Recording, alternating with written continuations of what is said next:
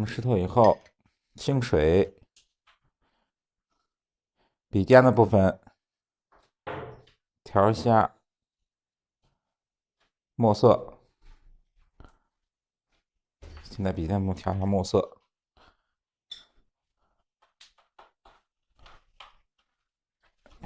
那先从近景的部分开始，先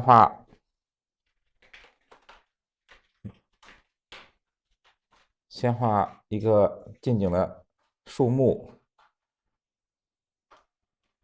要用写的。用笔的时候啊，这个是略微干一点的，写出这个枝的形状。先左后右啊，先把左边的结构线勾出来。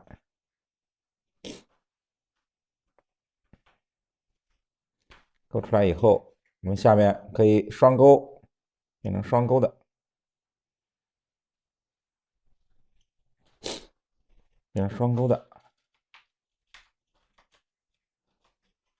然后这个出这种小的枝杈。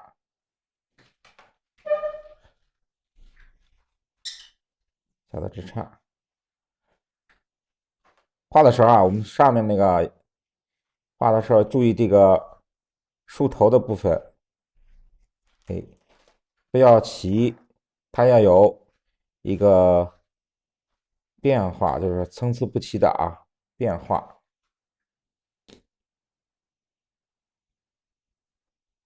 到下面可以变成双钩的，里边因为这个树比较小，我们那中间不要再皴，只要勾出它大概的形状就可以。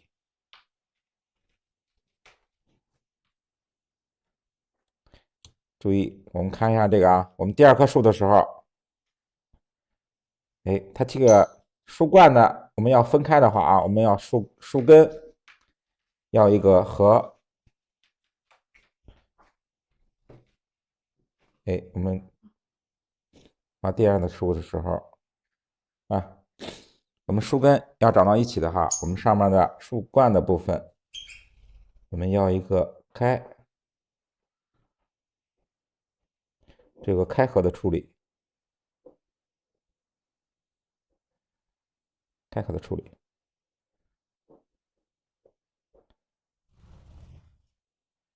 在后边，这种墨色，这个前面的这棵树的时候，它墨，重，到我们第二棵树的时候，它的墨自然的它就变下来，因为我们毛笔中的这个墨色呀，它是随着我们从前往后去勾的时候，它墨色它有一个浓淡的变化，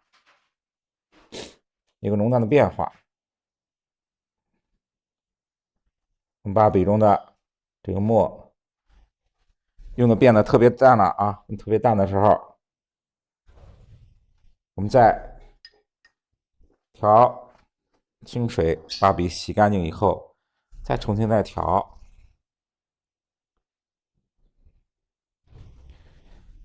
调，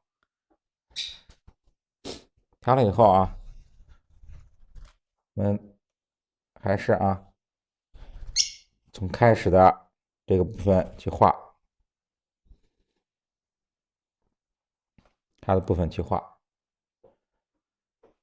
我们有主要的啊一棵树高，我们后面画的树不要再高于它，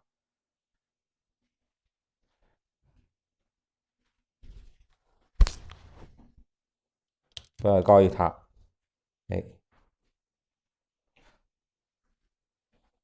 画树丛的时候啊，一定要注意它这个树与树之间的这种关系，要画出那种纵深的那种感觉。我们该闪的，我们这个树与树之间的树枝该闪的闪，该让的让。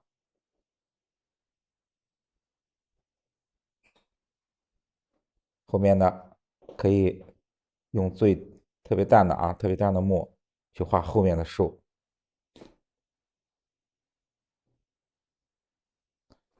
特别淡的去画后面的树。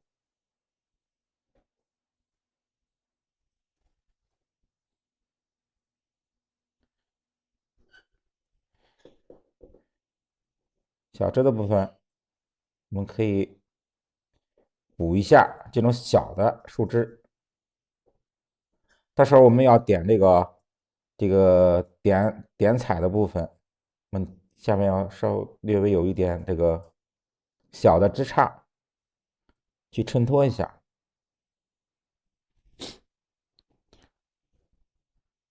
这是一组，看这是一组，我们可以在画第二组的时候，让它这个略微有点分开，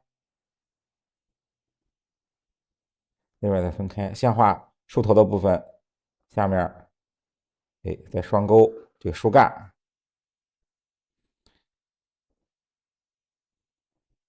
双钩树干。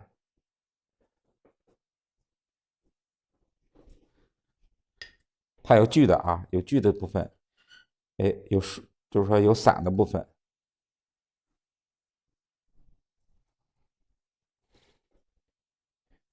一定要有这个树的这种，哎，这个密疏的关系，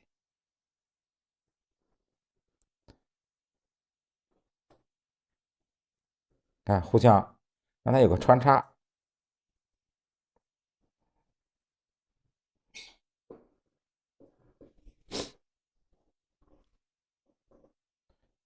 树头不要齐啊，这树头不能齐。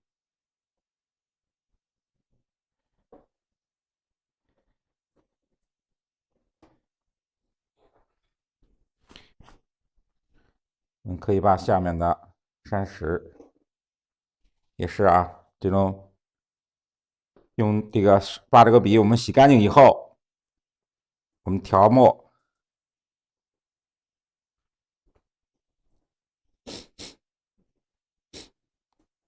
可以用中锋勾出山石的大体结构。这因为是这个下面的一个平台，勾的时候线条，哎，也要干一点，不要太湿，就是用墨呀，不要太湿，不要太湿。小朋友们啊，前面刚开播啊，咱们有朋友，老师每一天呀都是创作作品，老师呢会先起一个草稿啊。有朋友问说，老师今天画的是个什么样子的？这是起了一个草稿。今天老师呢会画一幅秋景的一个作品，这是老师先打好的一个稿子，都是老师的创作作品啊。咱们今天老师要画一个秋景的，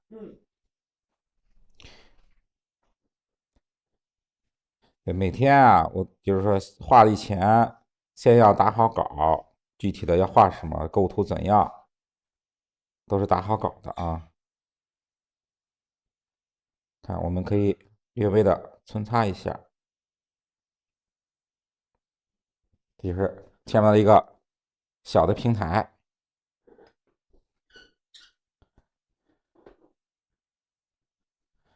这是后面的，这中间是一个小溪流。我们画的时候啊，不管是画这个南方的还是景，还是北方的这种景，都是从前面开始啊，从前面开始入手，由近及远，近景、中景、远景这么去处理啊。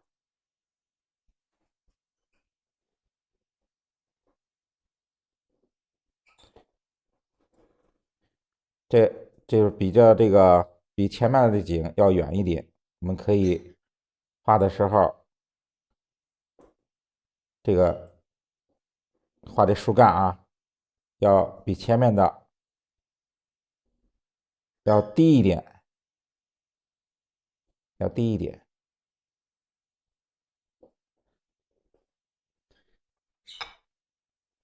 也是啊，先勾小枝、树干，这么一层一层的去处理啊。也要注意上面，我们这个从树的时候，一定要注意上面的树头啊，不能是齐的啊，一定要有高有低，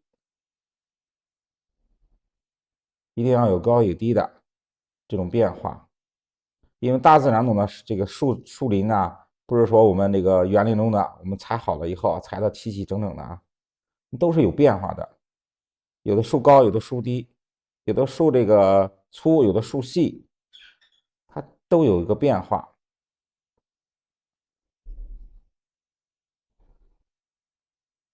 前面的重，像这个我笔中的墨越来越淡，我们正好就画后面的树，它自然的感觉上就视觉效果上就是说，这个淡的树就是在重的树后边，墨重的树后边。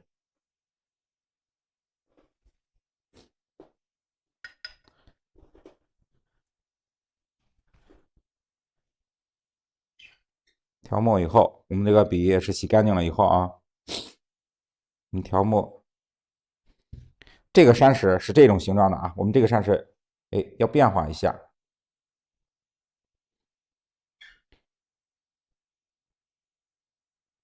哎，这种水边的这种，就是说有这种坡度的这种山石，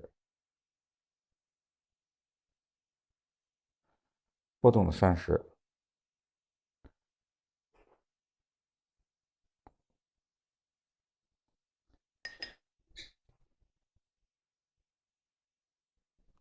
打墨，调墨以后，哎，重新再画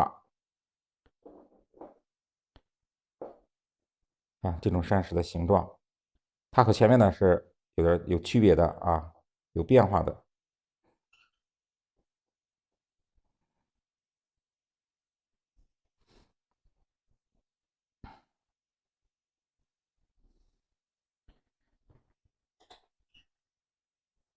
这是一个小溪，就是前面远处的瀑布流下来以后，这近景的一个小的溪流。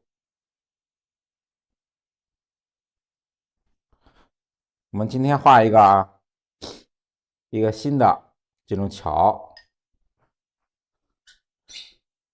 这种就是山里边啊比较常见的一种简单的一种桥。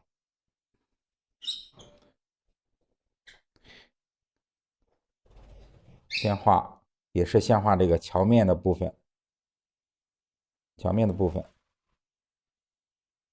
它是略微有点弧度的啊，略微有点弧度的这种小的石桥，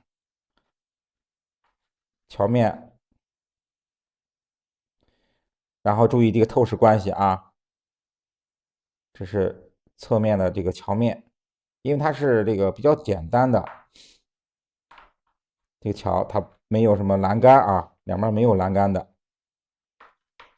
就山里边比较简陋的一种小的石桥。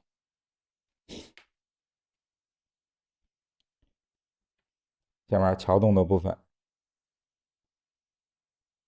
哎，这个下边这个桥洞的时候啊，我们画这个桥洞下面桥洞的时候，一定要和前面的这个上面桥面这关系一定要交代的呼应着点啊。下面暗的部分，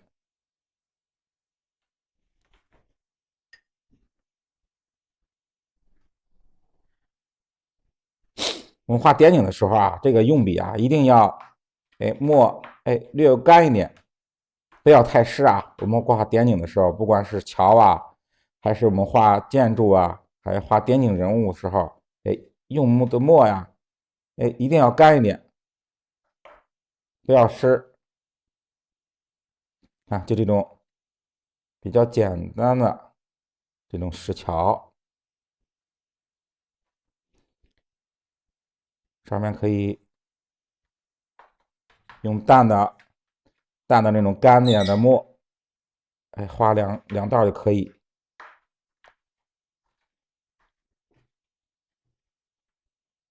就可以，然后用干笔把这个我们勾的这种小石头啊，可以用干笔去擦一下啊，就是那种石头那种粗糙感就出来了，这种小的这种石桥。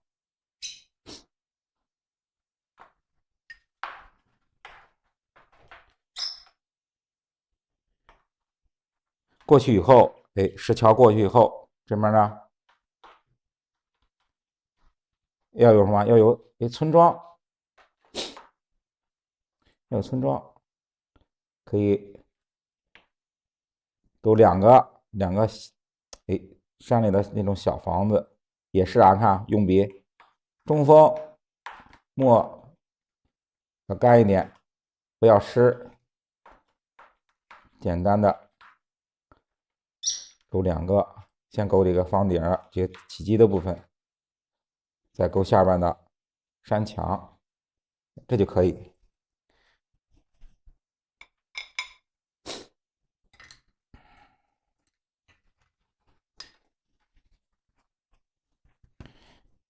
勾完以后，下面啊有了房子以后，下面哎必须要有什么衬托这个房子的这种下边的山石啊、山坡啊这一类的啊，一定要知道怎样去安排，注意怎么去安排这个点景的东西。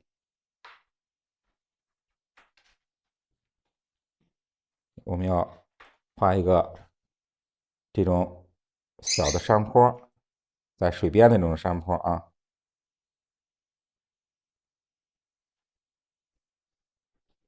哎，就是说这个我们讲的山坡这种怎么样画法，就是这样的啊。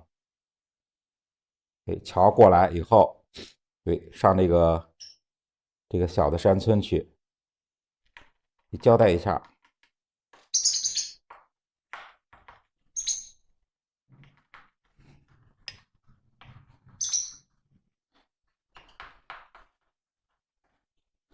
这房后面呢，肯定也要有树的啊，这个树当然会前面的树一定要区分开，用特别淡的勾两笔就可以啊，不用勾的太多，两笔就可以。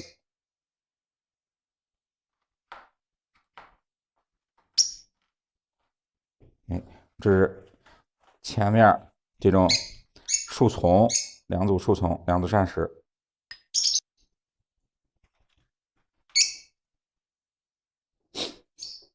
我们要勾这个主山的啊，主山的位置。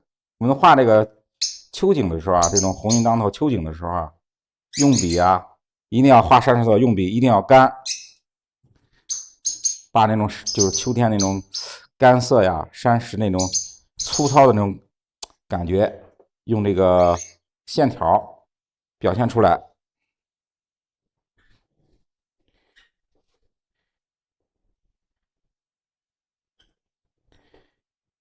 先画这个啊，先画左边的这个小的山石，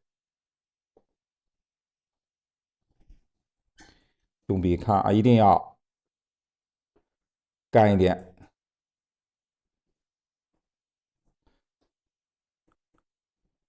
这后画这个水乡的那种用笔啊，不一样的啊，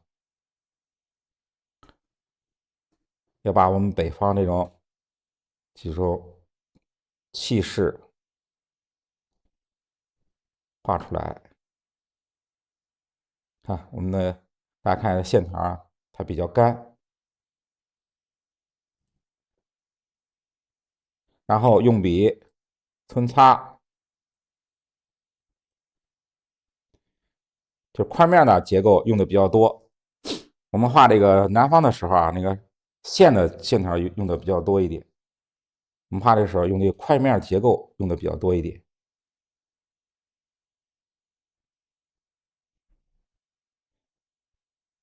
啊，都是那种侧锋的。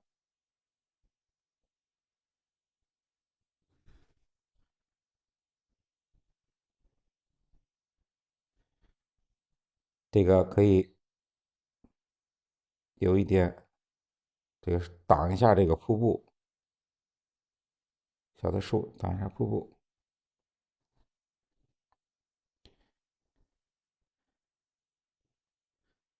中锋，看我们知道啊，用的时候啊，中锋勾山石的那种结构的时候啊，看用笔，它有转折、提摁、侧锋，皴的时候它有侧锋，看这种效果，就一看就是说，哎，秋天的那种山里的那种干燥。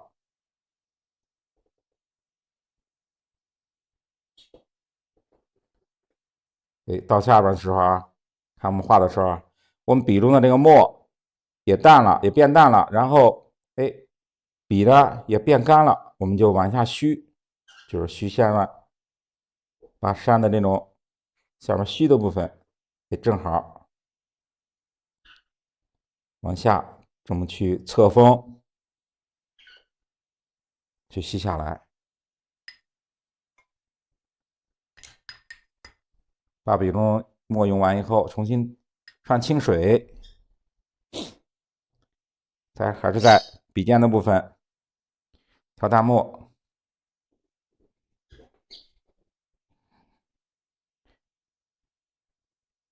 上面呢，我们看山头的部分啊，我们可以用这种泼墨的这种手法去处理一下，因为我们这个部分要点彩，点那种红色，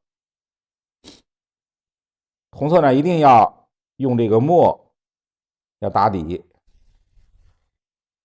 啊。我们这个墨重的时候，我们画这个山头的部分，到越往下山脚的部分，我们笔中的墨越淡，自然的得虚下来，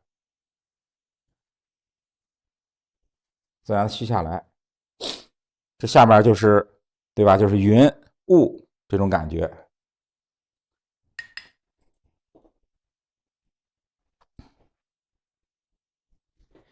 重新调，重新调了以后，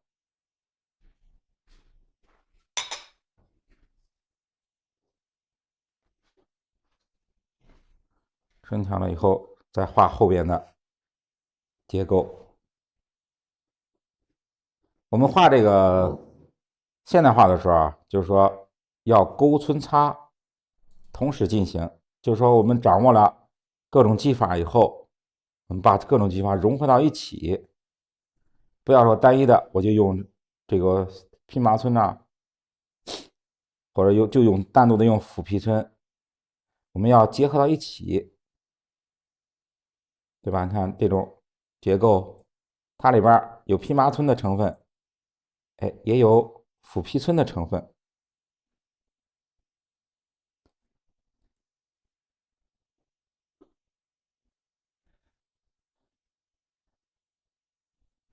啊，啊蓖麻皴的成分，然后这个还有这个折带皴，还有斧皮皴，小的斧皮皴。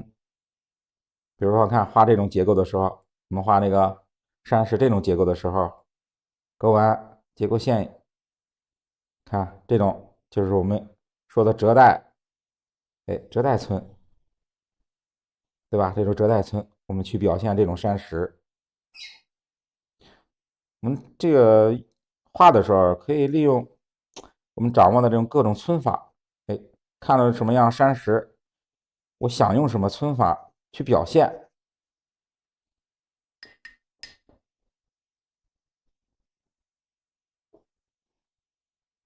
这是一组，这是一组，上面可以长这个，就是说我们这个上的墨呢，就是代表了我们山上的这种植被。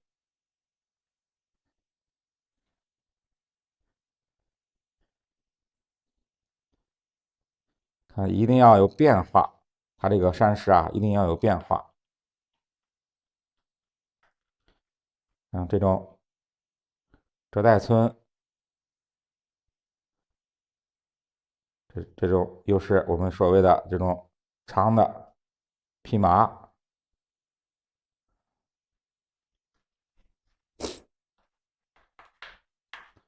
它都有，就是所有的这种画现代的时候，所有的皴法都能用到。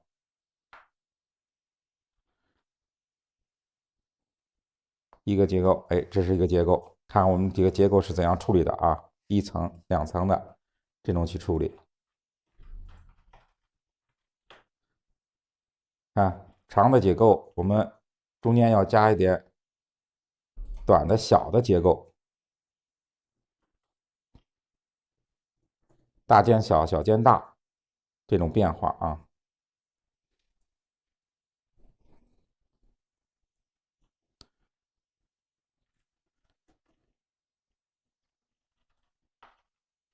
啊，这种横的这种结构，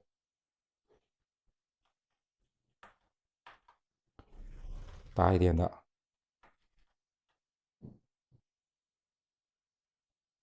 下边虚下来，因为下边我们是这个水口的位置，我们虚下来以后，不要是这下边不要是重的啊，让它虚下来。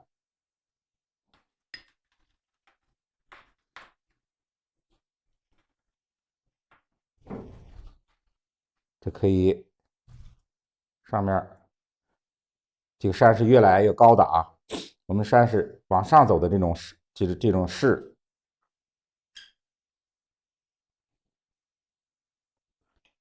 往上走的这种势。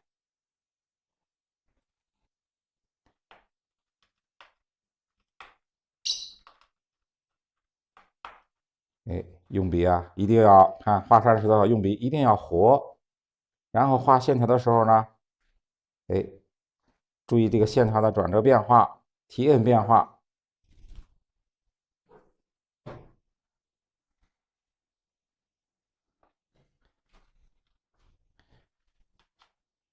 上面我们可以用这种泼墨的啊，也是用泼墨的方法去处理。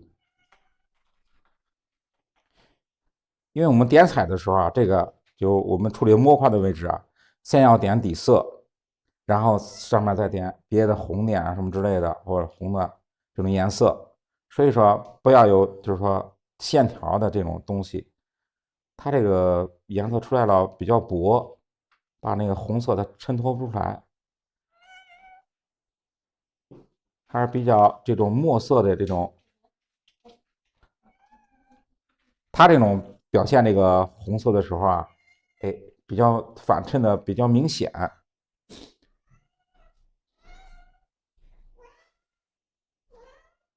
看这种都是我们画这种山石的时候啊，都要有竖的这种结构，也有小的横的结构，这有一定要互相穿插。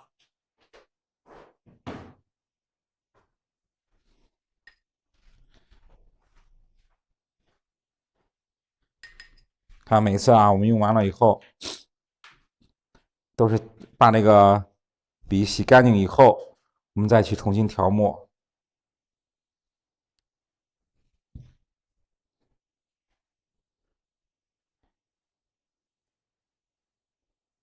这个部分都要有啊，都要有树木、灌木。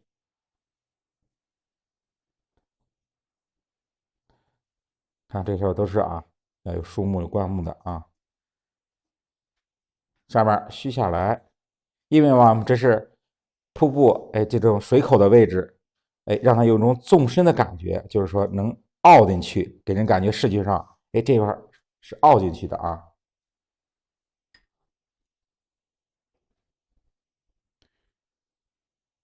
看我们下面都要虚下来，就是说，尤其我们这个啊，这个山谷的位置啊，这就是山谷的位置，我们下面让它虚下来。有水的地方，哎，上面肯定是有水汽的啊，肯定我们把这块一定要上颜色的时候或上墨的时候，这块要虚出来。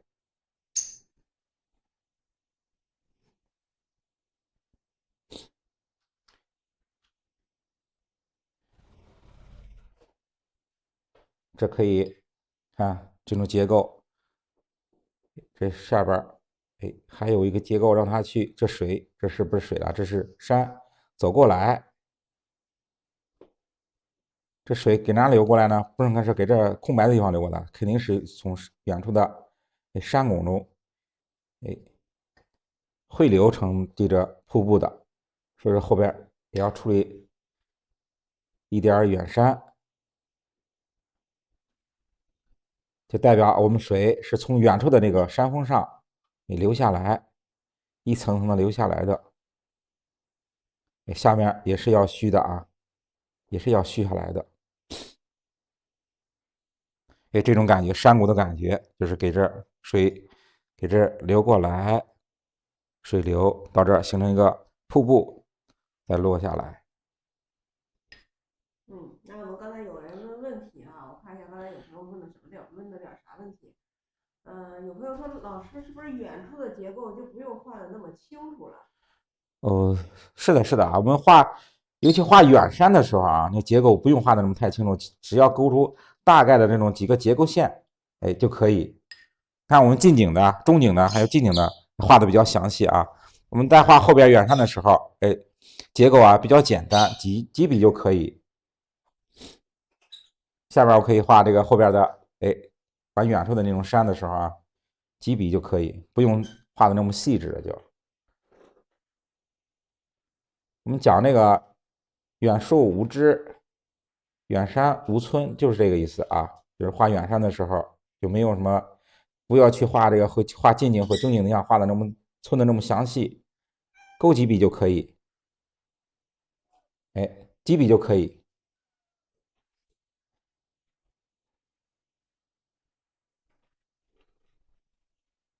是吧？看勾几笔，大概个形状勾出来就可以，不用说前面的或前面啊勾的村的这么详细啊。不需要打底稿，直接画。对，那山水画不需要打底稿啊。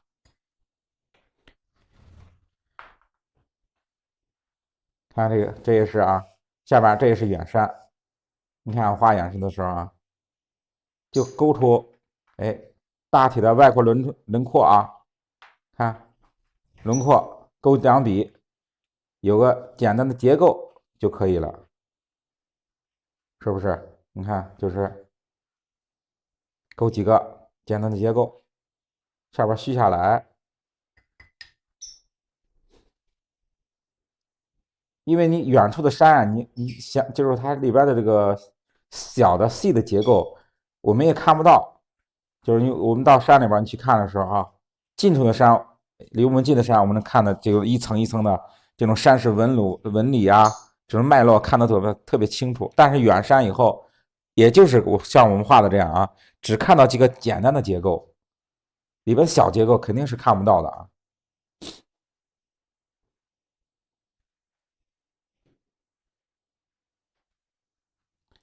下面把这个山下面的这个一定要虚下来，用这个淡墨、干笔把它虚下来。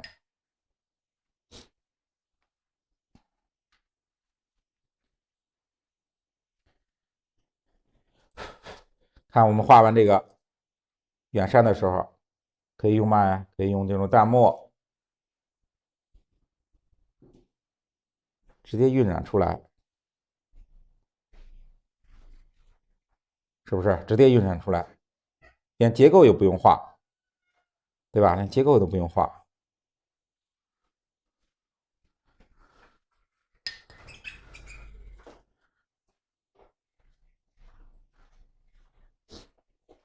我们要画瀑布这个位置的时候，我们讲过，可以用墨呀，略微重一点，要不我们那个水口的位置不是很明显，我们可以让它墨色略重一点，就比那个嘛呀，比这个我们别的地方那个墨色重一点就可以。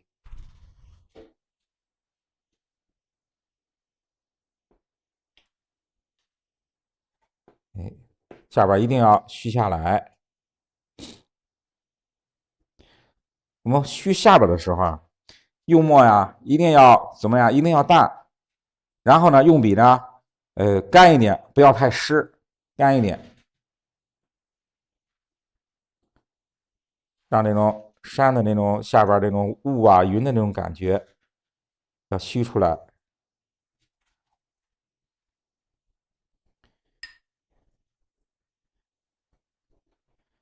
还有这一部分，对吧？都要用这种淡的这种干笔、淡墨，虚出来。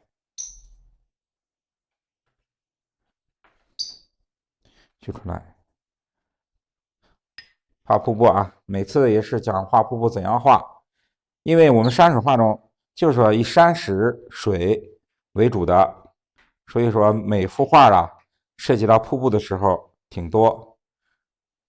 这叫水怎样画？说每次画的时候都要讲详细的讲我水怎么画，怎样去处理水口，瀑布怎样用笔，哎，都有个详细的讲解。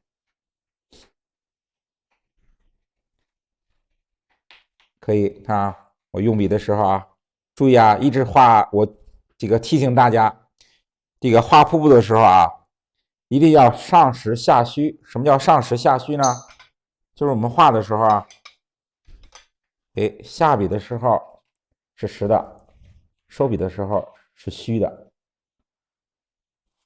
哎，是这样的啊，这笔是下去了以后就收上来。哎，这样的啊，看我用笔。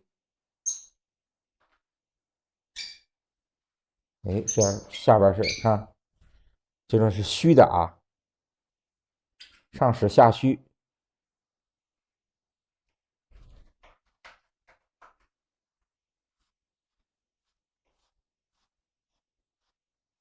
看上面是实的，下边是虚的。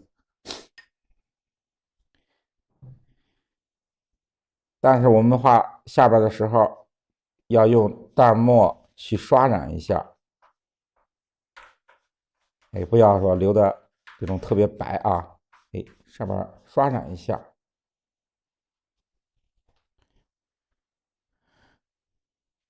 到下边这个溪流的位置啊，也是先画这个溪流里边的这种小的碎石，水中的这种碎石，哎，流出来的白的位置就是我们水的位置啊，就是水的位置。我们如果画的这种溪流比较缓的时候啊，要处理的时候，不要有那个石头的那种变化太多太大啊，就是说落差不要太大，可以小的一点。也就是说，这种看这种画山石的时候，它这个水流的比较缓。你看这样感觉就是说，我们这样处理山石的时候，水中的这个石头的时候，感觉落差比较大。哎，我们画近处的这种溪流的时候，哎，让它变得水比较缓一点。它这个角度啊，它这种寸这个画石头这种，还有寸水的这种角度，哎，它会小一点，但是也要变化啊，一定要有变化。不要说画的这个会画台阶下一层一层一层特别齐，那样画那样不自然。这样有变化的这种感觉，这水流的比较自然。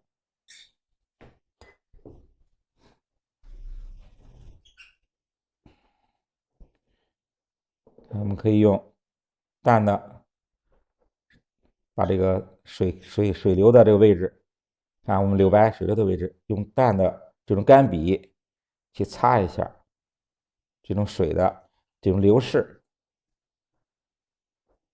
哎，擦一下就可以。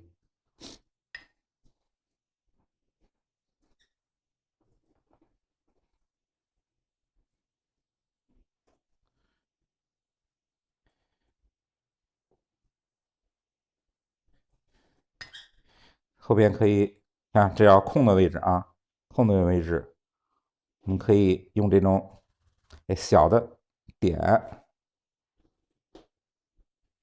可以用小的这种点出后边的这种丛树啊、灌木啊，代表那种啊，点一下这种小的灌木，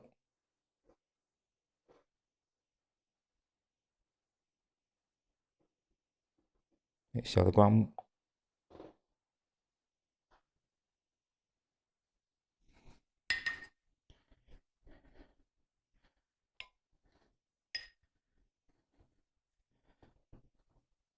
看前面的树啊，我们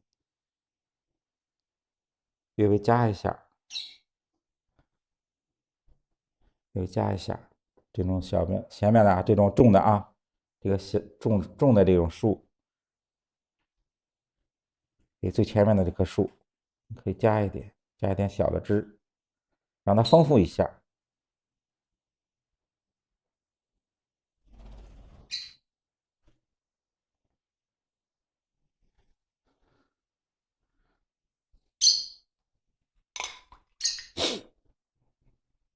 看我们感觉啊，是不是下面的树根的部分比较空，对吧？我们可以用什么呢？可以用这种淡墨干笔，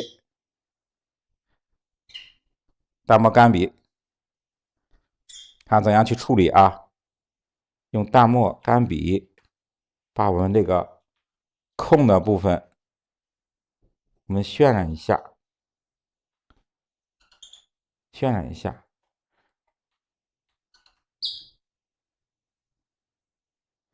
就用淡墨干笔，不要重啊，那墨不要重，淡墨干笔渲染一下，是不是感觉这种树丛这种厚度就有了，就是一层一层的这种关系。我们模糊一下，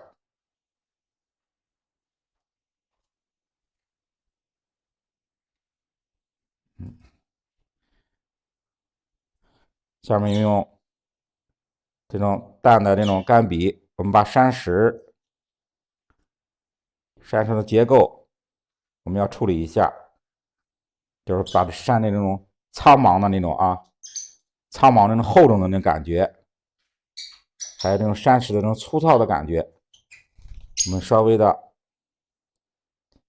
让它丰富一下，厚重一下。我们擦什么部分？就擦我们刚才画这个村的部分啊，白的这种光的部分，或者是我们留白的部分不要擦，就擦我们刚才就是村的部分。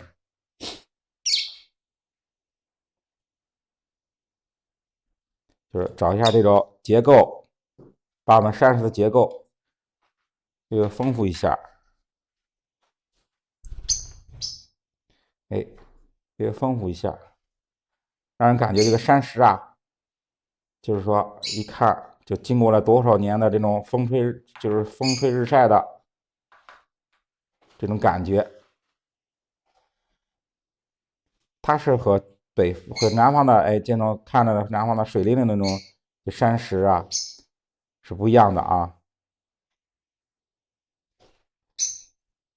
我们轻轻的擦一下，要用淡墨干笔擦，大家记住啊，淡墨干笔去擦。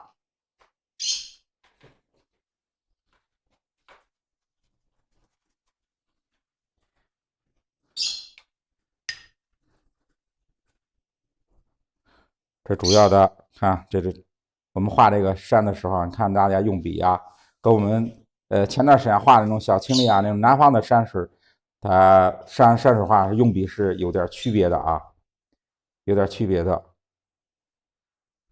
你看我们画的那个前一段画的那种江南水乡的那种，墨气淋漓的、水气淋漓的那种感觉，它是不一样的啊。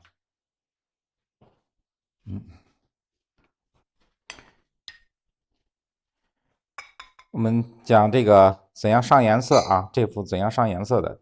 秋景的时候啊，我们上颜的时候，三种颜色，主要是三种颜色，一个是赭石、花青、朱标，以这个三个颜色为主的啊，以三个颜色为主的。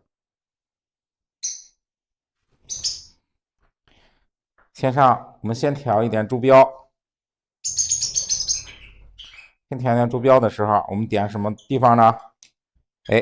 前面的这个丛树，需要什么呀？需要用这个朱标去点一下这个底色。大家看好啊，要用朱标。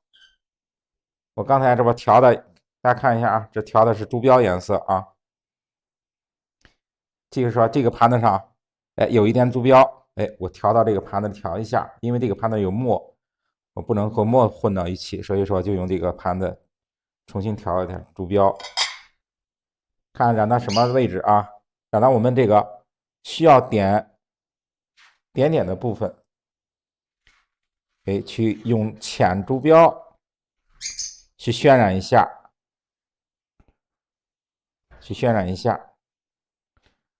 大家一定要等这个墨色，干了以后啊，去渲染啊，去上色，不要说还没干就去上，它那种容易这个墨呀会颜色容易混到一起，这画面啊，哎，就有点脏那种感觉啊，有点脏那种感觉。哎，用这种淡的珠标去渲染一下，哎，画出我们要上点这个珠标打完底色以后啊，我们要用什么？要用这个朱砂去点这种山里的那种红的叶子，都要渲染一下啊，都要渲染一下，都略微渲染一下。这树干呢，看树干可以用赭石，用赭石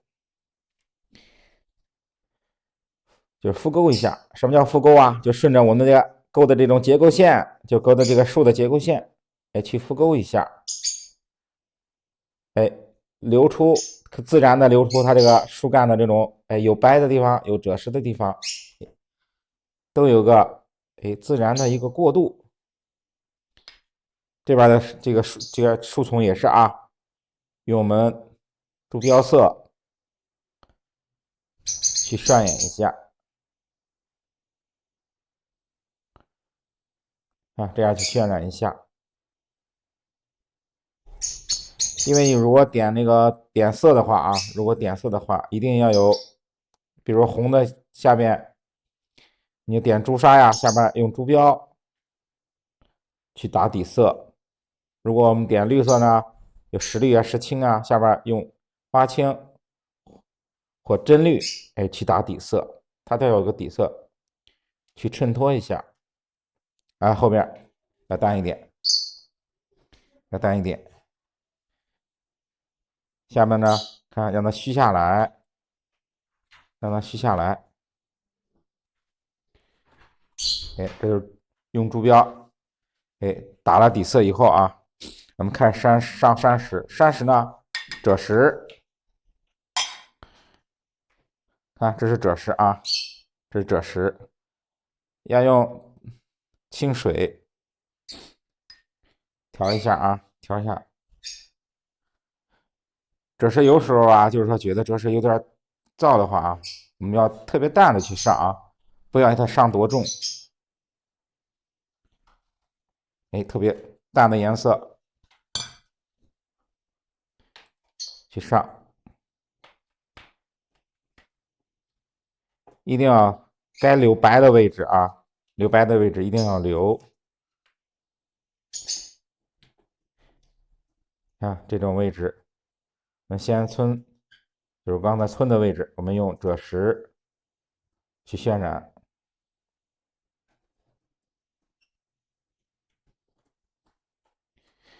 这同学觉得有时候啊，怎么我上颜色上出来，哎，特别闷，感觉不是那么，感觉不是那么就是说透亮。为什么？就是说我们留这个白的部分留的少。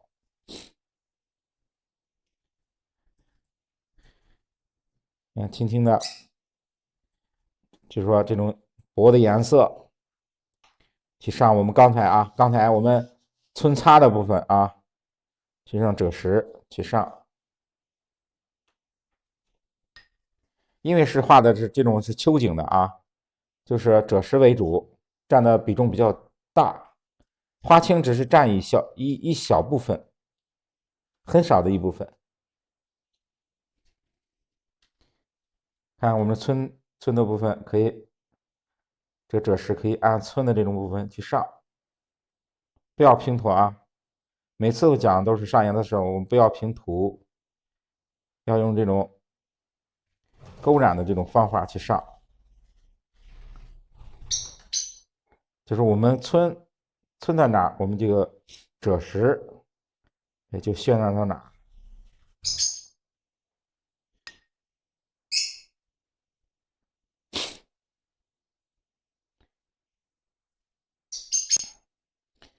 远处的时候，随着我们这一边上颜色啊，我们一边上颜色，我们这个一边往里边兑清水，兑清水以后啊，它的颜色就会变淡。哎，我们就可以渲染后面的，哎，渲染后边的远山，对吧？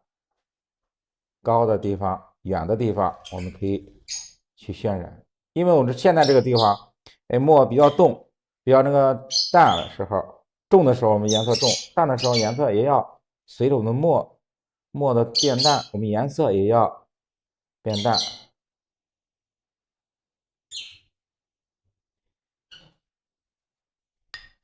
看我们后边，就是说这颜色已经很淡了，对不对？就是很淡了。我们再上后边的远山，远山就用的特别淡的颜色赭石去渲染。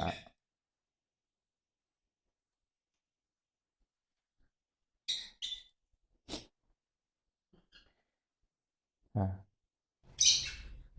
上颜色的时候啊，一定要耐心，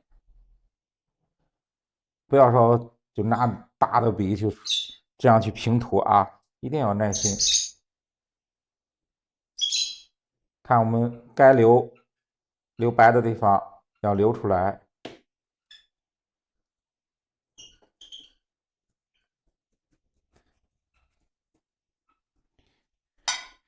上完以后，我们上花青。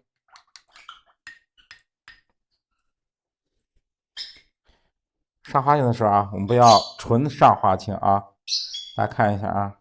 上花青的时候，把花青和赭石，调一下，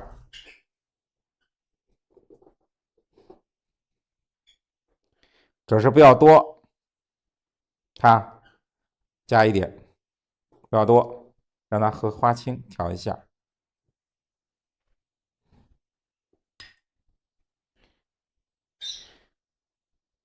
上到上，这个后面的从灌木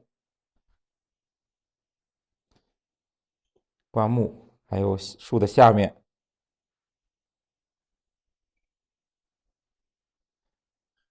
这一块存淡墨的地方渲染一下，还有我们这种水口的位置，就用这种花青调这个赭石去渲染一下。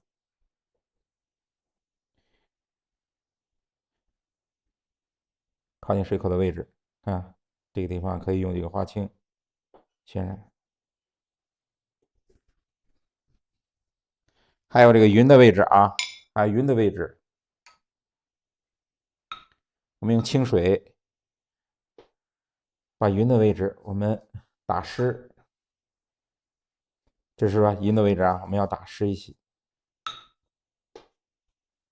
还有水的位置也要打湿一下。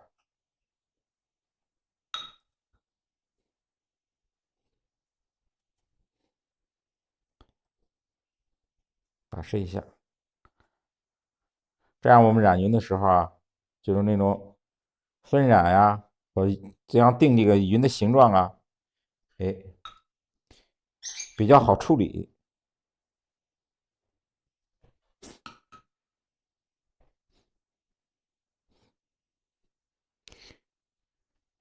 我们把这个花青啊，先渲染这个水口上面山谷的部分，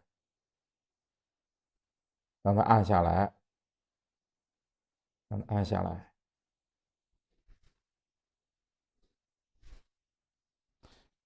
花青啊，看，这是花青，这是赭石，不要加赭石，不要加的太多。大家看一下，赭石不要加的太多，还是花青多一点。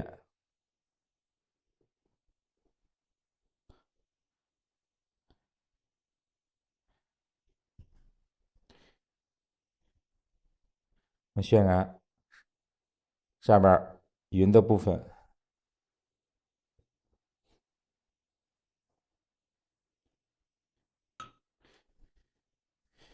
云的部分。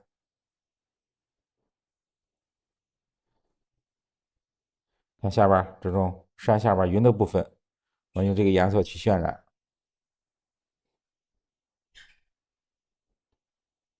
我们用卡纸的时候也是这样渲染。我们如果在家练习的时候啊，你用生宣也是这样啊，也是这样。把生宣，你可以用这个家中有小喷壶的啊，可以用小喷壶，也把它喷一下，就是我们染匀的位置。我们先喷湿它，喷湿它以后，趁湿，我们去渲染。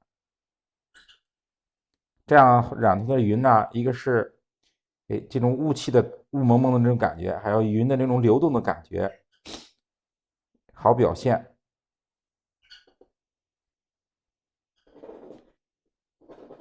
看这种雾的感觉，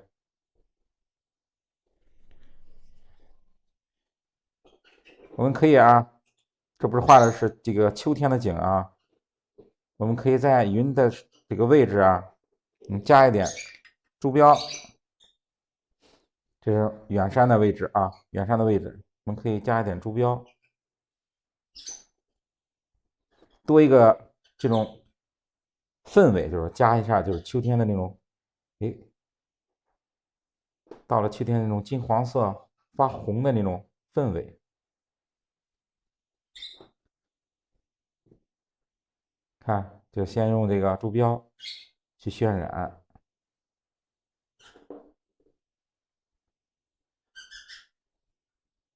也不要重啊。染匀的时候一定要记着，颜色要淡，用笔要虚要轻啊。也可以远处的这种云，可以加点珠标。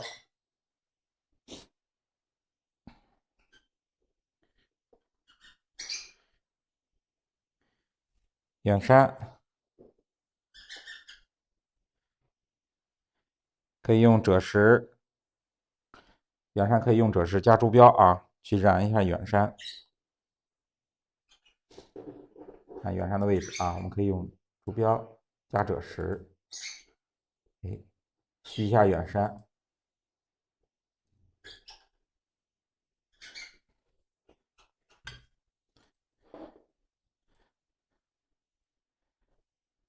然后远山那种，看这种红的，就是秋天那种氛围的这云，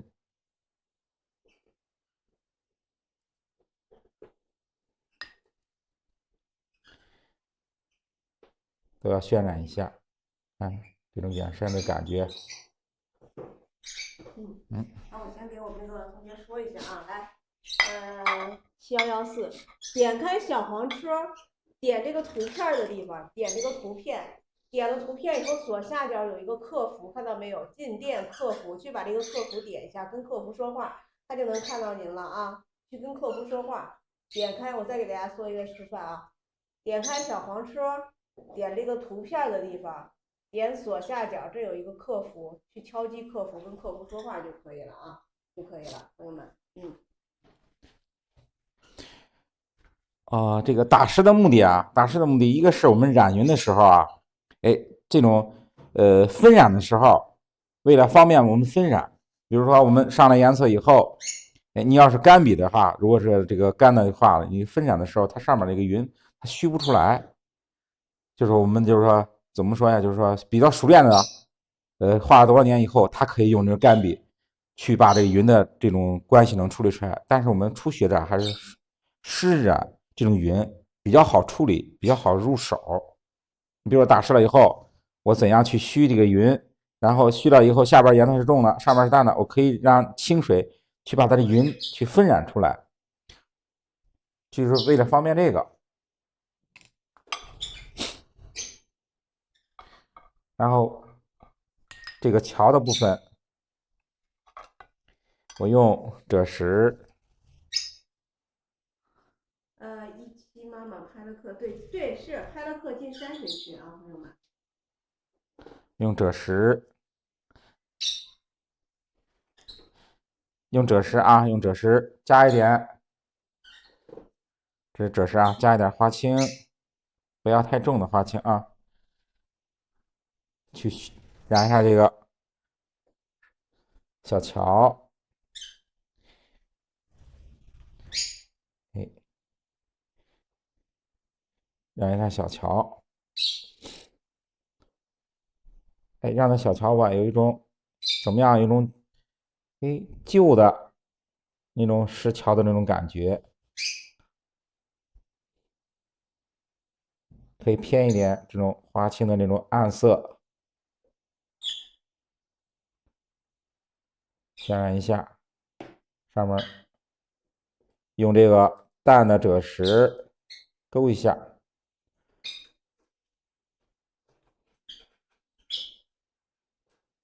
哎，这桥的这小桥啊，这样去渲染，让它发一点暗一点的赭石色。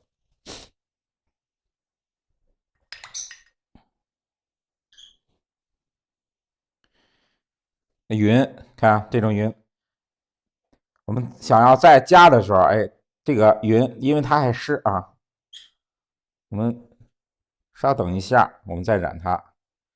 我现在把水染出来，染水的时候啊，花青，加点花青，还是就花青染水啊，可以加一点什么了？加点三氯，加一点三氯就可以，不要加太多啊，加一点，花青里边加点三氯。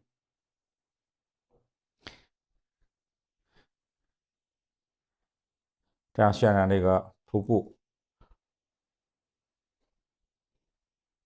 也是啊，用笔的时候和我们勾的时候也是，哎，下边是虚的啊，哎，下边虚的，把上面水的这种亮的部分留出来，亮的部分留出来，这种明暗的关系一定要注意怎样去处理。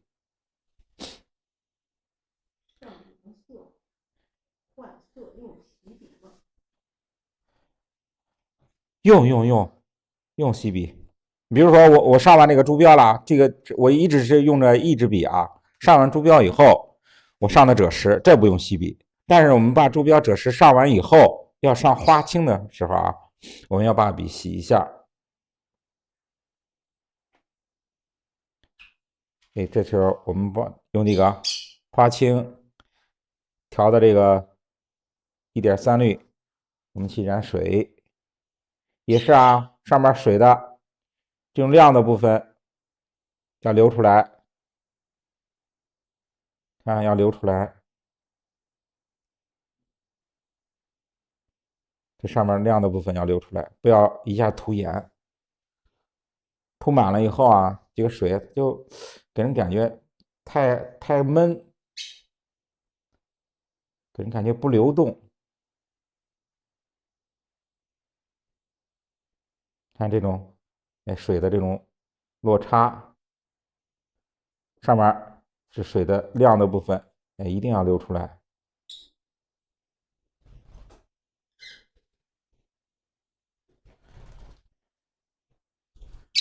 看我们这个云的部分啊，现在还是湿。为什么打湿？因为我们想调整，随时调整。看前面颜色淡了，我们可以随时调整，加颜色，也可以加颜色。还是花青啊，花青和赭石来调，稍微重一点的。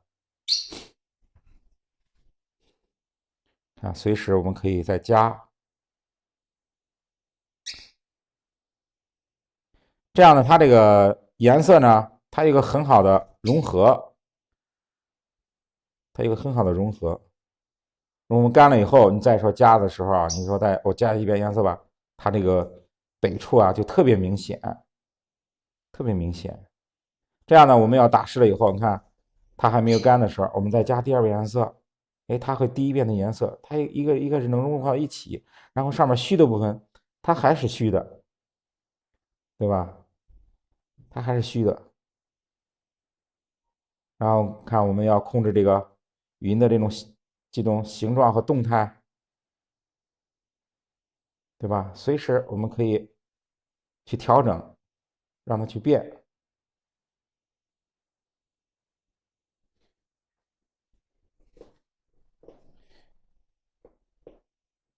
这种云雾的这种感觉，对吧？它就是施展法，这个就为了处理这种云的这种轻飘飘的、雾蒙蒙的这种感觉。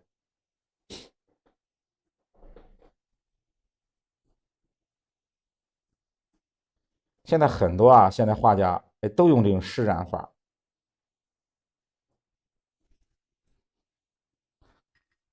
看完了以后我们可以用清水，笔中的用笔中蘸到清水，怎么样了？我们可以把这个地方上面这个地方云上面的地方虚出来，让它更自然的这种虚出来。你要是干的你要去染云，绝对它不会像这样有个这个颜色的一种自然的过渡。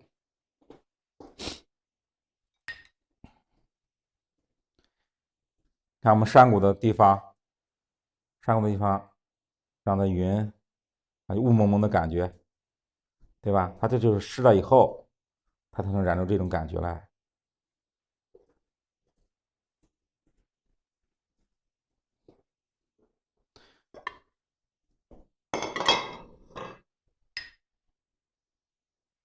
我们平台的位置，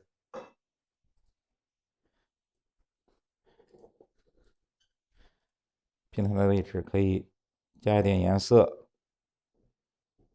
特别淡的一种绿色就是说用这个三绿，特别淡的三绿，上一点颜色就可以不要上太多就可以。然后房顶呢，我们可以用淡赭石，淡的赭石调一下，上到这个窗户门，然后房顶的位置就可以。我们上第二遍颜色的时候看好我们要上第二遍颜色的时候，用猪标用猪标调什么？调藤黄。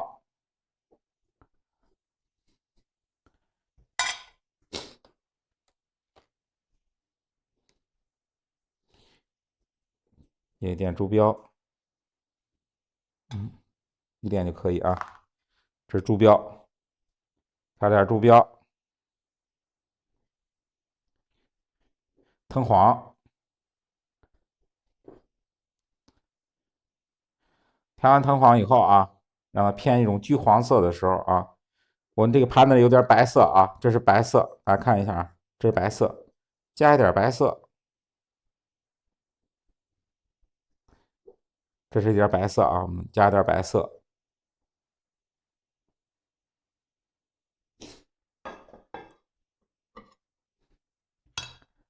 加了白色以后，再加一点三绿，加一点三绿，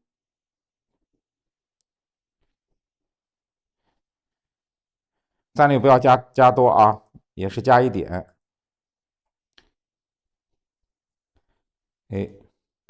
这是4种颜色调到一起了我们再加深一下颜色，看我加什么地方？加山石。我们刚才上什么？上赭石的地方，我们再加一遍颜色，加一遍颜色，可以比这个赭石颜色重一点，它有个变化就可以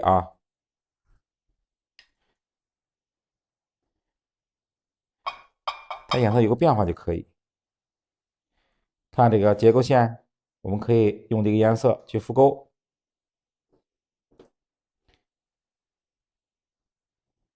它这个颜色就比我们刚才上的赭石，哎，亮一点。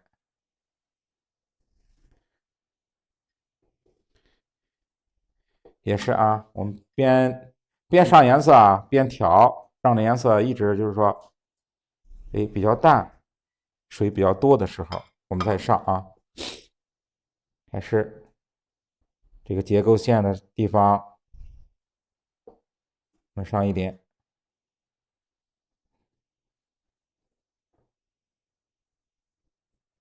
我们上一点。看我们留白的位置啊，还是留白，对吧？还是留白。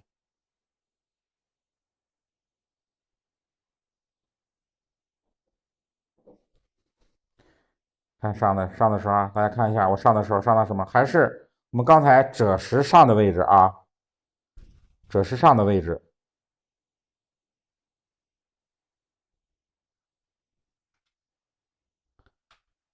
这样的结构，看我都顺着我们皴擦的这种结构去上的啊，没有平涂，只是说，哎，我们勾皴的地方我们上颜色，看我们亮的部分，哎，还是留出亮的部分了呢。这样上的颜色呢，哎，给人感觉比较透，不闷，就给人感觉啊，这个颜色出来了，整幅这个画的感觉，哎，不是特别闷，很透气，很亮。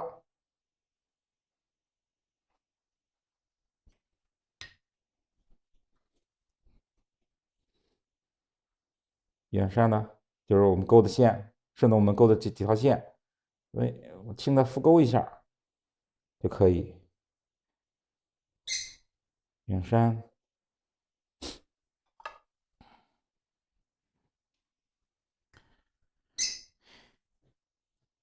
我们画这个秋景的时候啊，这个赭石和朱标的占的比例一定要大一点，让整个这个色调啊，就是以赭石和朱标为主。花青呢，只是辅助一下，就是说比较什么像山谷的这种云气的部分、水的部分、云的部分，有一点花青就可以。山的啊，山上大面积还是以赭石和朱标为主的啊。这花青占了很少的一部分。这个每幅画啊，就是说这个色调很重要。我们这个画，秋天以什么色调为主？春天以什么色调为主？它都有一个整体的一个色调。我们刚才啊，就是上了一遍颜色以后啊，就是干了以后，我们稍微吹干了以后，我们要调一个朱标和藤黄，调一个颜色，调一个这种发一点黄的这种橘黄的这种颜色啊，接近橘黄的这种颜色，我们可以补充一下，就是颜色不够的地方，就是暗的地方，我们可以用这个颜色调整一下，调整一下。调整是吧？就也是啊，我们加在什么位？也是加在我们就是说需要加的，就是说暗的地方，就是我们刚才皴擦的地方啊，皴擦的地方可以用这个颜色加一下。这个朱标啊，是用朱标和藤黄，对吧？这是藤黄，这是朱标，也调了一下这个颜色，看就这种颜色啊。你加在这个位置，就刚才我们上第一遍颜色的时候，这个位置，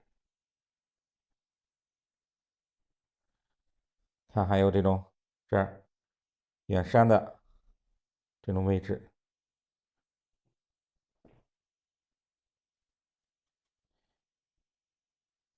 远山这个位置，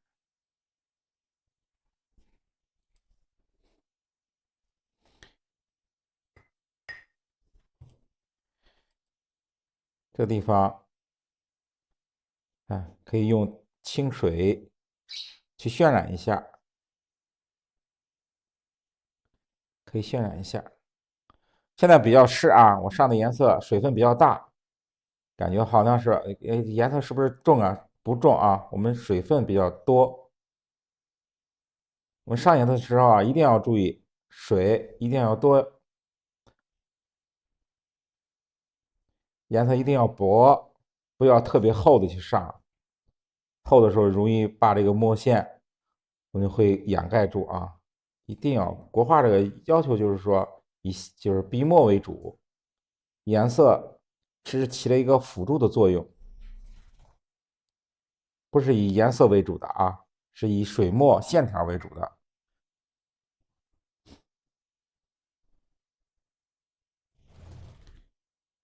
可以看这个结构线，我们可以用这个颜色去复勾一下，去复勾一下。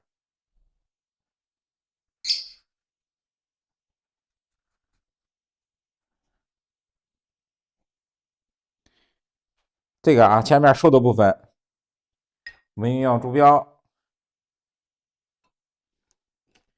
用猪标去渲染。看上完了颜色以后啊，它比较淡，我们可以再加第二遍颜色，可以再加第二遍颜色。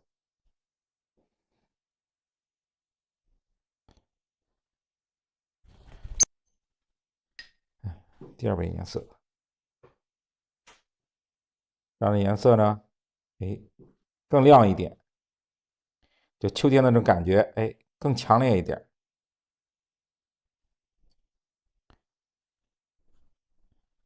这种感觉，一看秋天那种，满山红叶的这种感觉。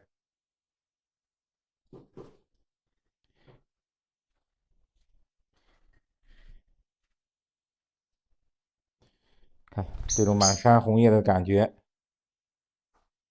这气氛，就靠这种颜色去烘托一下。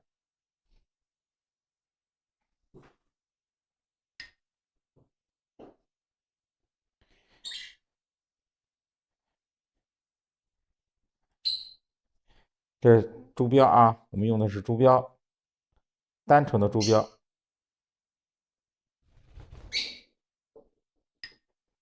单纯的猪标，调一下，加清水调一下，去渲染，去渲染。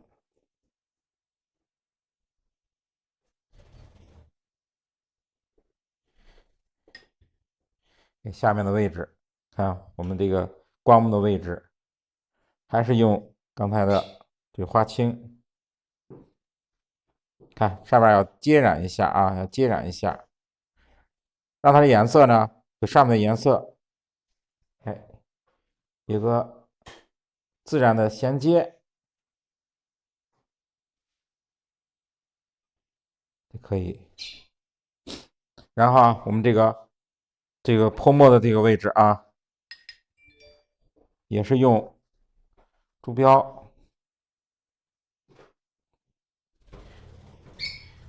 啊，这个位置啊，用猪标去渲染一下。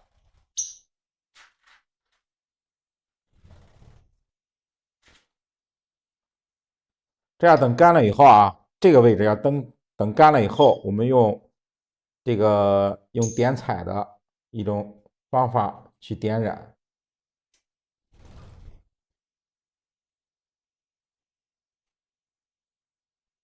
渲染一下。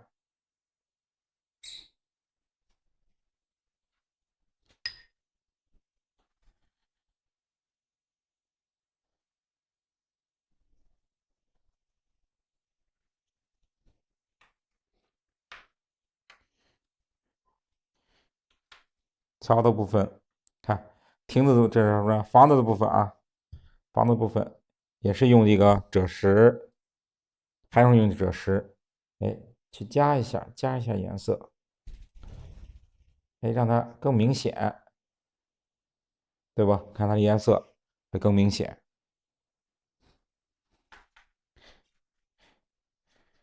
在桥的位置，哎，这个结构线提一下，用颜色提一下。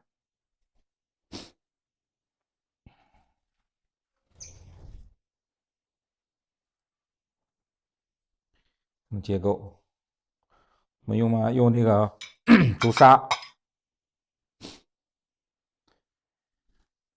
调点朱砂。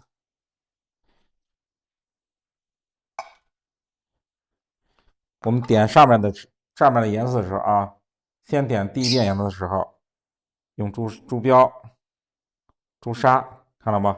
这两种颜色，因为朱砂的颜色呀，比较暗，虽然是红啊，它发暗的一种红。这个朱标呢，发一点黄的红。我们可以把它两种颜色，朱标和朱砂，调一下。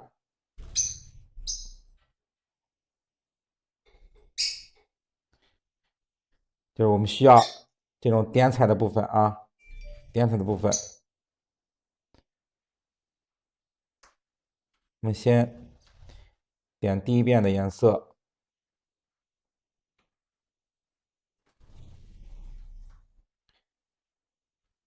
点第一遍的颜色，让下边呢颜色让它淡下来，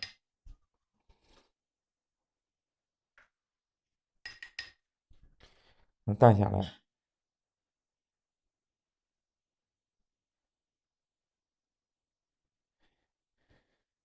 啊，朱标，它这种颜色调到一起的啊，是朱砂和朱标调到一起的，不是单纯的朱标，也不是单纯的朱砂，是两种颜色。我把它两种颜色混在了一起啊，这样去染的。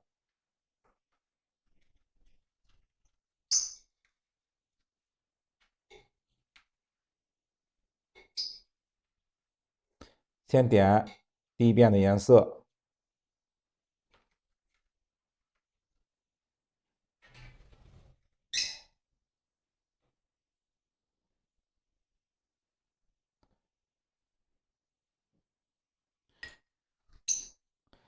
下边一定让它虚下来，有个过渡啊，让它虚下来。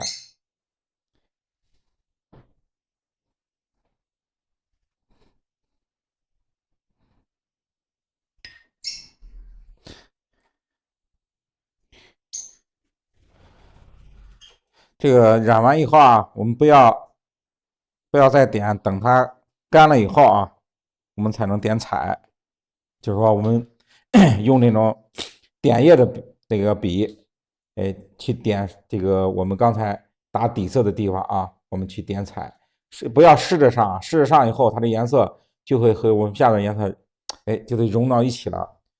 就是等它干透了以后啊，必须要干透了以后，我们再用颜色去在这个我们刚才打底色的地方，我们才去染。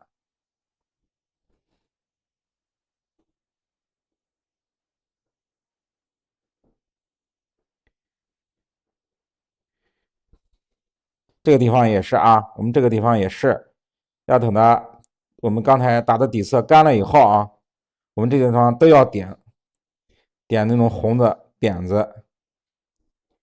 红的点子的这个怎样去点，怎样去调色，我也会讲到啊，这个也会讲到。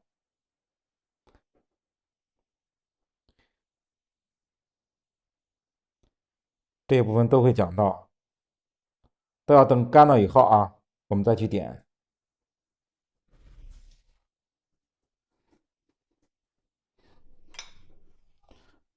我们整体的颜色啊，就是说现在整体的颜色已经上完了以后啊，我们等干了以后，到最后我们再去调整。调整的目的是什么呀？就是我们点彩在这儿干透了以后，点彩的部分就是这一部分树丛点彩，还有我们山上面就打了底色的地方，我们要点彩。然后觉得不够的地方啊，比如说我觉得这个颜色呀，还有这种层次关系啊处理的不够，我们再去调整。我们这幅秋景的也是，等它干了以后，我们再点那个山上的这种颜色。点彩的时候啊，我这是调好的，用朱砂和朱标给调好的这种红色，要用稍稍微硬一点的啊，这种狼毫的这种毛笔去点，哎，就点在什么位置啊？看，点在我们上的墨的这种上墨的这种底色的位置去点，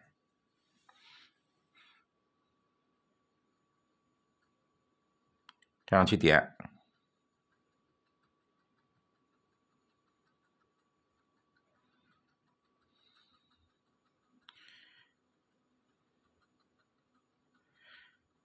它有了底色以后啊，它点的颜色，它就有了厚度，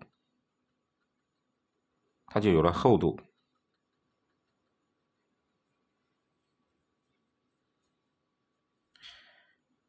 也是要一层一层的去点啊。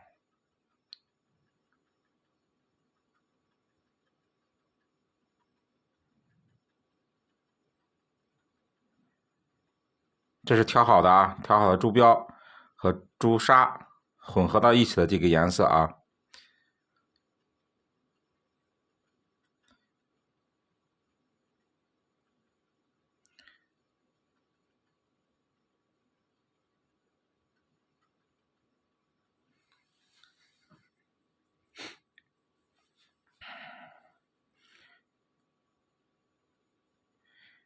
这个颜色的时候，点色的时候啊，一定要注意这个颜色呀，要重，就是说要稠一点，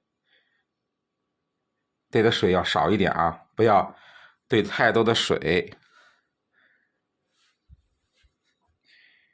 也是啊，从上面往下边去点。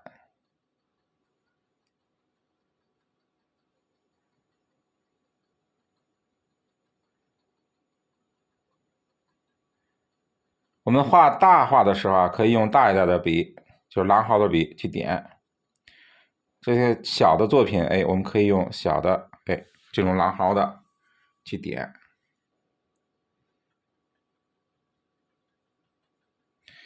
不同的，我们不同的颜色，不同的上色的方法，哎，用笔也略有不同。我们如果上那个颜色的时候，上那山的颜色的时候，我们可以用尖毫的、阳毫的都可以。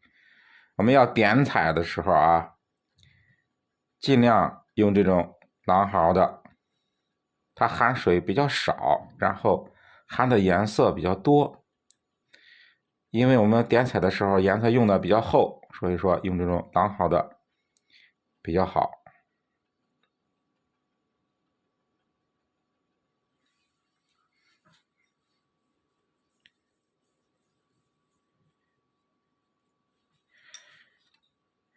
我们先点山的部分啊，山上的红叶的部分。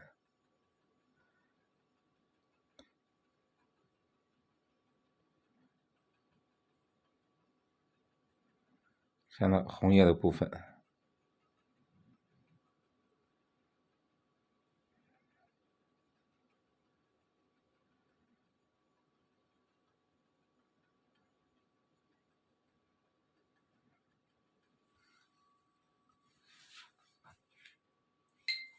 一点点的水。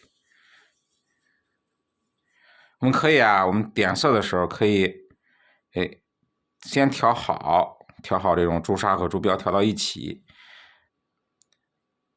要常用的啊，我们可以调一下，哎，用不完以后先放到一边，等用的时候我们再加一点的水就可以。我们就是说现调也可以，就是现在就是我随时用随时调也可以。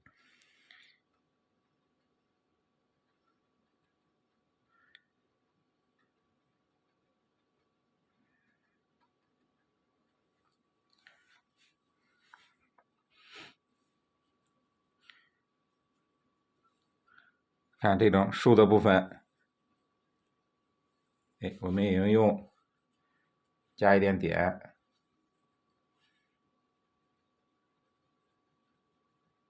点点点。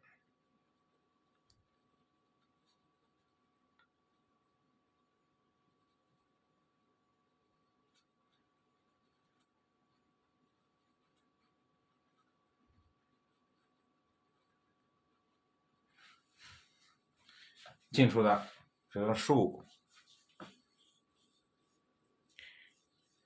也是要加的。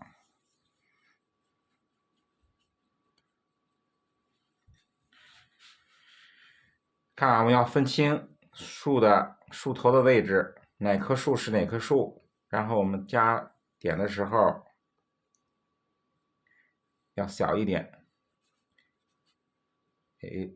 加小一点，这个点比较小。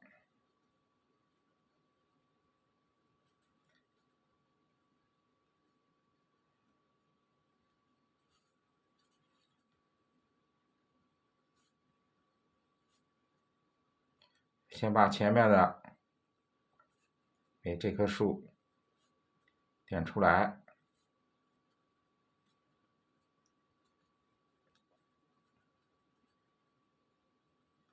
先点出前面的这棵树。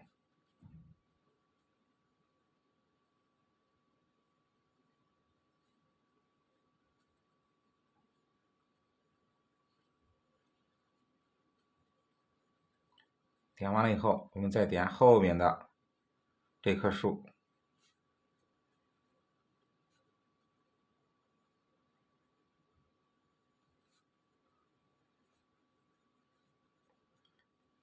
一颗一颗去点，区分出前后的这种树的关系。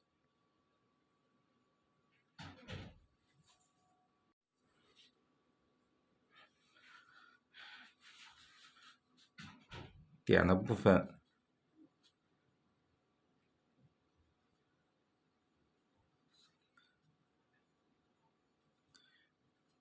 这个点呀，一定要小一点，小一点。看也是点在我们这个小枝的部分，对吧？点在小枝的部分。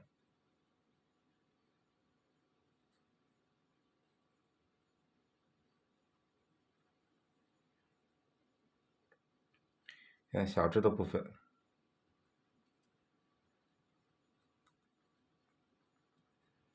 上面呢，让它点的稠一点，这种点的稠一点。到下面呢，让它点的少一点，稀一点。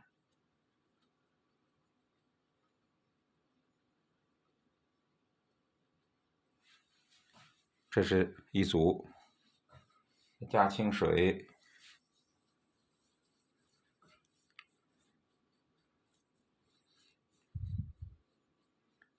加清水，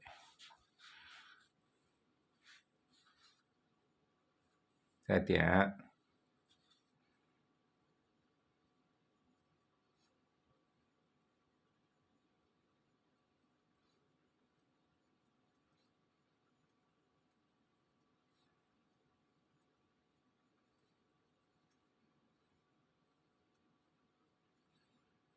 再点这个，还是我们都要点到里面小枝的部分，就是我们树尖的树头的部分，这样去点。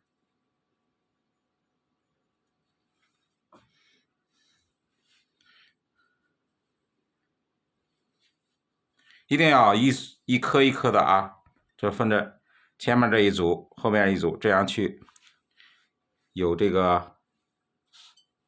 规律的去点啊。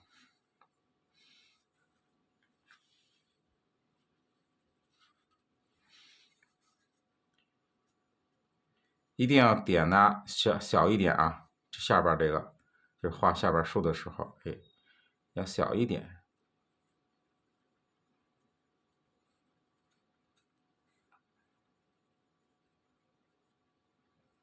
要小一点，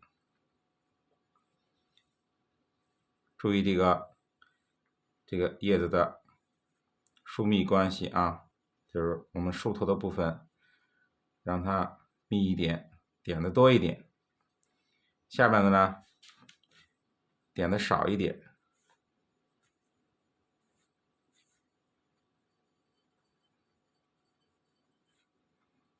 对吧？这上面的点的少一点。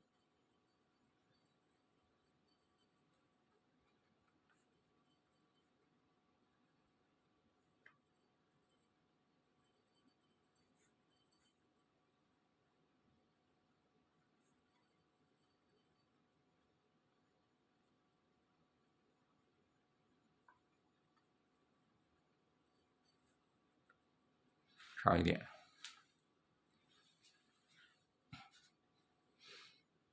到了后边啊，到了后边的时候，它点的更少啊，点的更少。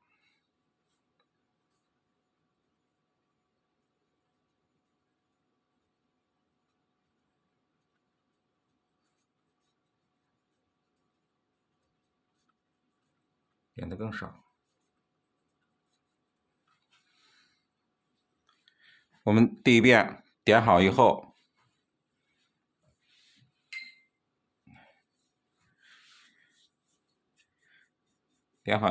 我们可以调整。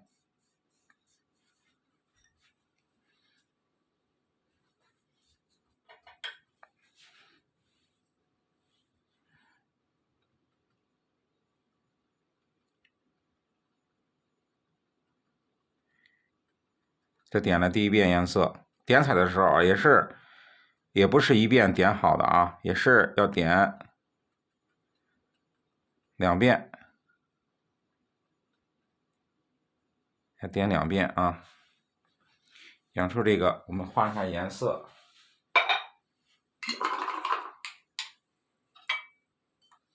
加点黄的进去。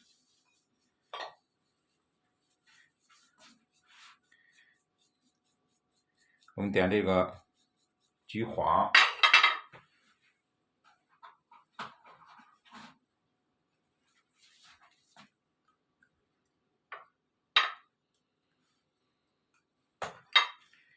我点这种橘黄色进去，这是啊，橘黄色啊，我们点在这个位置，就是房后面的啊，点一点橘黄。这它和前面的树，前面点的红树，它有一个颜色上的区分，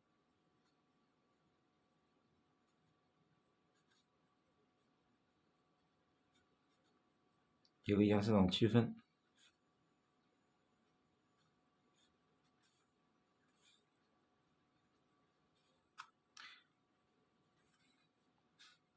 点一下，这是橘黄色。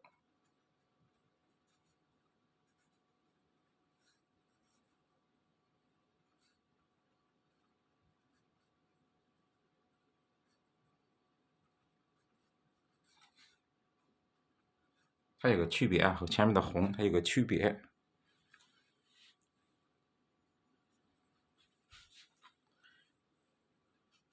下面也可以点一点这种橘黄的颜色，让它颜色吧，红的颜色丰富一点，不是单纯的一种红色，它有别的颜色在里边。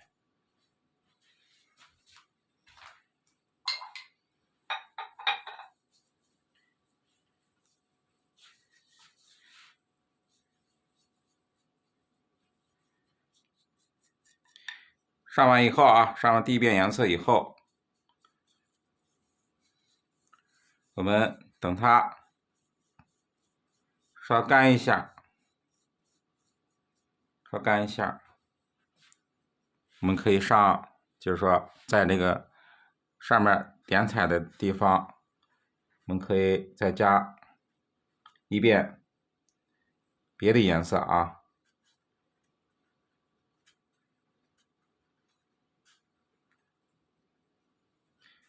这是我们点胎的位置，我们也要加一点这种红点，让它就是秋天的感觉更浓烈一点。哟，更浓烈一点。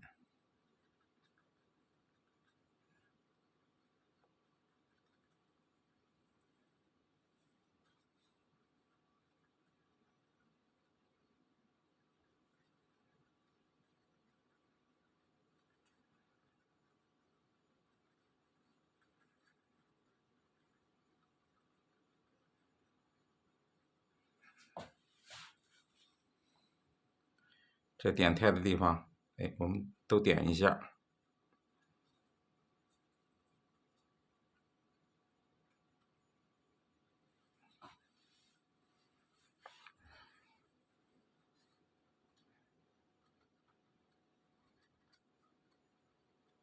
干了以后，我们看一下，哎，上面干了以后啊，我们重新调一个颜色。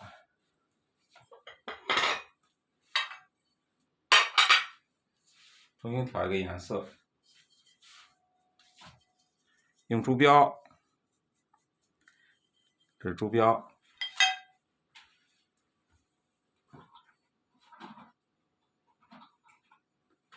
珠标加什么呢？来看一下啊，珠标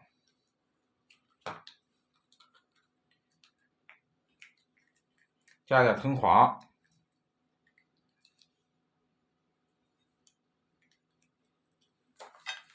对吧？看一下啊，珠标加点藤黄进去，加点藤黄进去，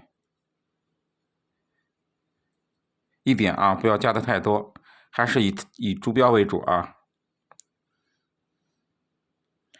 看点在什么位置啊？哎，点在我们山的，就是刚才点彩最亮最高的部分，哎，我们再加一个层次。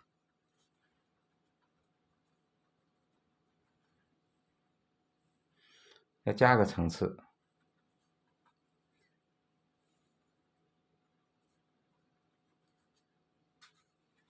加个层次，这个就是说一看这是上面颜色会更亮。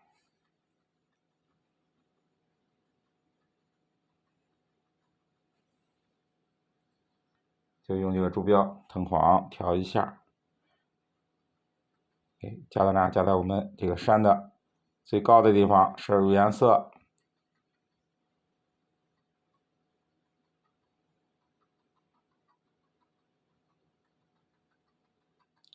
加这个位置就可以。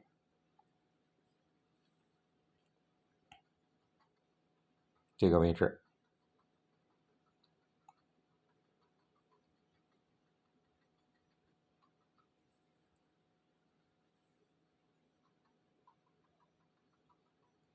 不要加一下加多少啊，也是只是加一小部分，就在我们上颜色，就是说我们最高的就是说上的颜色，山头最尖的部分，我们点几笔就可以。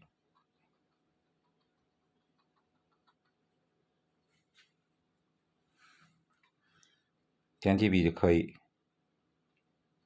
你就记住啊，我们点彩的时候，底下的这个颜色是用珠标和朱砂调的上的一遍颜色。等它干了以后，我们第二遍加染的时候，点染的时候用珠标加藤黄，我们又在这个山的最尖的部分，我们又多了一个层次，对吧？这整体上我们这个秋景的颜色就按这样就处理就完成了。